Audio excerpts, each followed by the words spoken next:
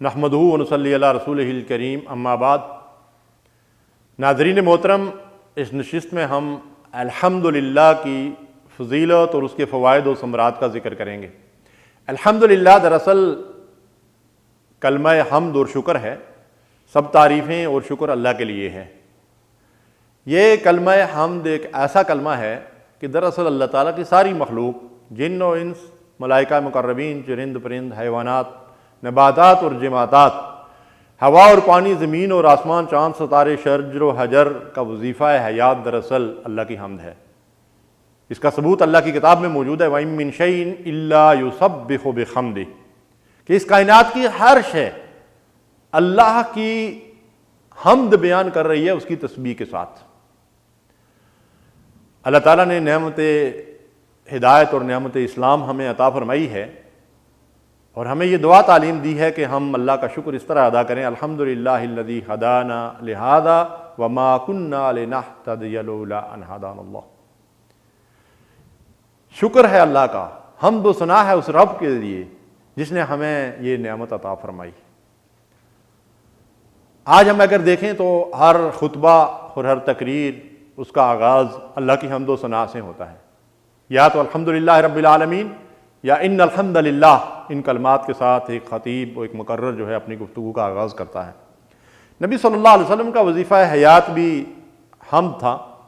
نیند سے بیدار ہوتے تو الحمدللہ الذی احیانا بعد ما اماتنا والیہ النشور، رفع حاجت سے فارغ ہوتے تو الحمدللہ الذی اذھب عنی العذاب، اور پانی دودھ وغیرہ نوش فرماتے تو اللہ کی تعریف کرتے، الحمدللہ کہتے، کھانے کے بعد الحمدللہ کہتے، نیا لباس پہنتے تو اللہ کی حمد بیان کرتے، چھینک کسی کو آئے تو اس پر الحمدللہ۔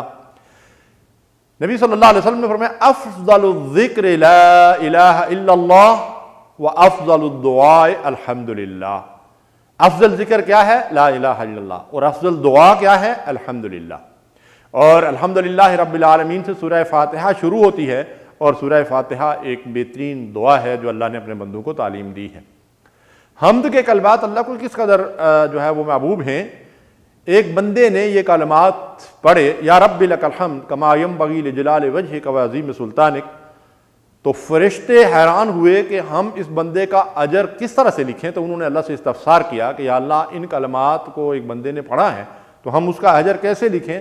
تو اللہ تعالیٰ نے فرشتوں سے سوال کیا، جبکہ وہ عالم الغیب ہے، کہ میرے بندے نے کیا کہا؟ تو فرشتوں نے کہا کہ اس بندے نے کہا یا رب لک الحمد کما ینبغی لجلال وجہک وعظیم سلطانک، تو اللہ تعالیٰ نے ارشاد فرمایا کہ جیسے میرے بندے نے یہ کلمات کہے ہیں ویسے ہی لکھ دو، میں قیامت کے دن اس کی خصوصی جزا اپنے بندے کو دوں گا۔ سبحان اللہ۔ حمد ایک بڑی نعمت ہے، ہمیں چاہیے کہ اٹھتے بیٹھتے چلتے پھرتے اللہ کی حمد و ثنا کیا کریں۔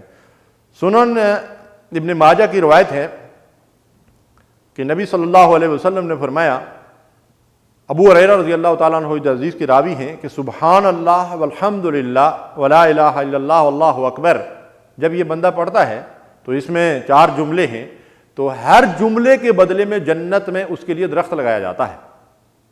اسی طرح معراج کے واقعے میں ہمیں ایک واقعہ ملتا ہے کہ نبی کریم صلی اللہ علیہ وسلم فرماتے ہیں کہ میری ملاقات سیدنا ابراہیم علیہ السلام سے ہوئی، تو ابراہیم علیہ السلام نے فرمایا کہ اے محمد صلی اللہ علیہ وسلم اپنی امت کو میری طرف سے سلام کہیں۔ سیدنا ابراہیم علیہ السلام امت مسلمہ کے لیے سلام بھیج رہے ہیں، اور ان سے کہہ دیں کہ جنت کی زمین بڑی عمدہ ہے اور پانی میٹھا ہے، مگر وہ زمین خالی پڑی ہوئی ہے، سبحان اللہ، الحمدللہ، لا الہ الا اللہ، اللہ اکبر پڑھ کر اس میں درخت لگانا تمہارا کام ہے۔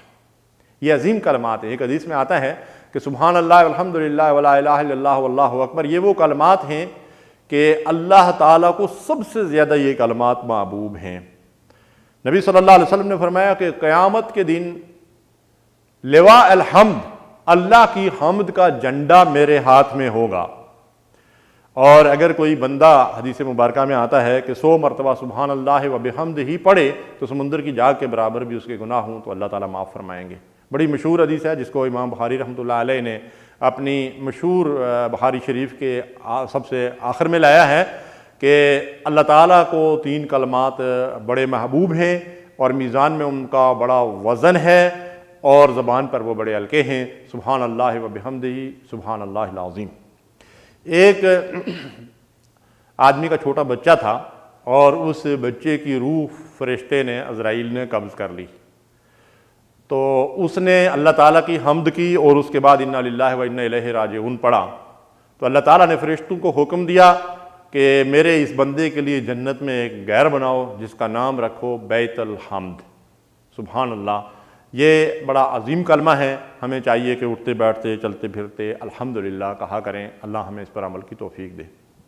اللہم صلی علی سیدنا محمد وعلی آلہ وصحبہ